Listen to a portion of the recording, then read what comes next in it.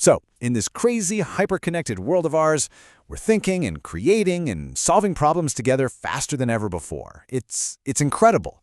But, underneath all of that collaboration, there's a really critical question that we've got to start asking ourselves. And there it is. This is the real heart of the matter we're digging into.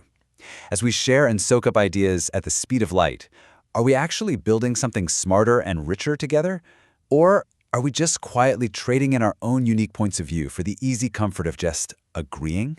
You see, the source material draws this really important line in the sand right away. The problem isn't that we're thinking together. No, that's great. The trouble starts when thinking together, subtly, almost without us noticing, turns into thinking alike. It's that sneaky shift from healthy collaboration to, well, conformity. And this slide just lays it out so clearly. Look, on the left, you've got thinking together. That's a healthy ecosystem, right? It's built on different people sharing different ideas. But then you look to the right, under thinking alike. That's the danger zone. That's where fitting in becomes more important than being different, where one big idea starts to pull everything into its orbit, and you feel this pressure to just get in line. So what happens when we fall into that trap? Well, the source uses this really powerful metaphor to describe that state of mind. It calls it the Borg drone state. And no, don't worry, we're not talking about sci-fi robots here.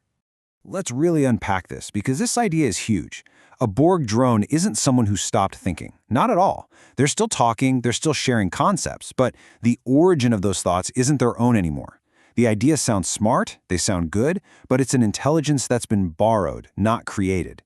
It's like hearing the echo of a popular opinion instead of the actual voice of an individual. Okay, so if that's the problem, what's the solution? The source suggests it all starts not with how we speak, but with how we listen. It's about a pretty radical shift in how we engage with ideas, especially the ones that challenge us. This is the whole thing right here. Our default setting is to listen to figure out if we agree or disagree. We're constantly judging everything. But what if we just put that on pause for a second? What if, when someone shares a totally different perspective, we ask this question instead? It completely changes the game from judgment to understanding.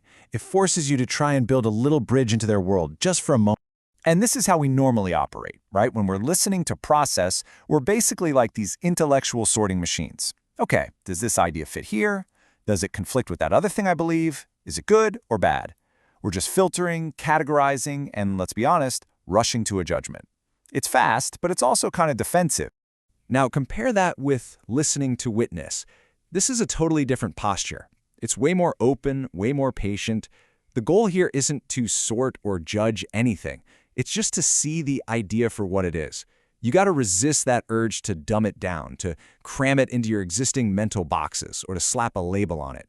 You just observe. And this quote just brilliantly explains why that space is so incredibly important.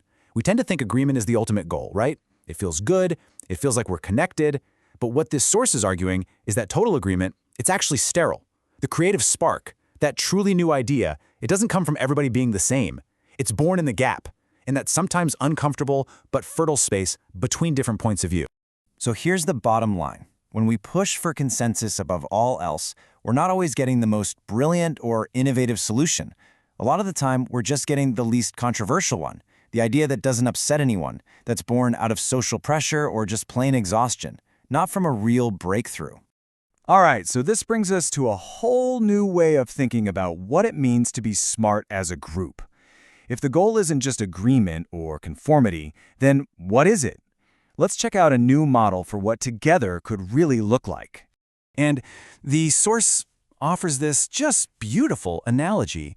Instead of seeing a group as a bunch of people trying to vote on a single belief, what if we thought of it like a living, breathing organism, like the human body?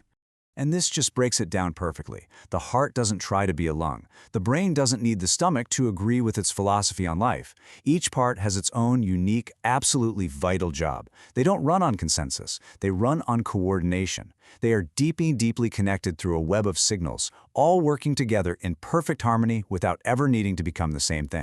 Now, this is maybe the most advanced idea in this whole discussion. In a truly healthy group, disagreement isn't a problem that you have to stamp out immediately. It's actually a creative force. The goal is to get strong enough to hold the tension of different views without rushing to fix it, because it's in that sustained tension that a third, and often much better idea can finally be born. So, as we start to wrap this up, let's turn this inward for a second. This is a question not for the group, but just for you. The next time you have a really strong opinion about something, just pause for a second and ask yourself, is this thought really genuinely coming from my own unique place?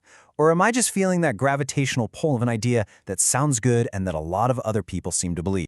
And that leads us right to our final takeaway. We've kind of been sold this idea that progress looks like everyone getting on the same page, right? More alignment, more agreement, but maybe that's not the path to real collective intelligence at all. Maybe the most powerful thing you can bring to any group, any conversation, isn't your agreement. Maybe it's your unique, unfiltered perspective.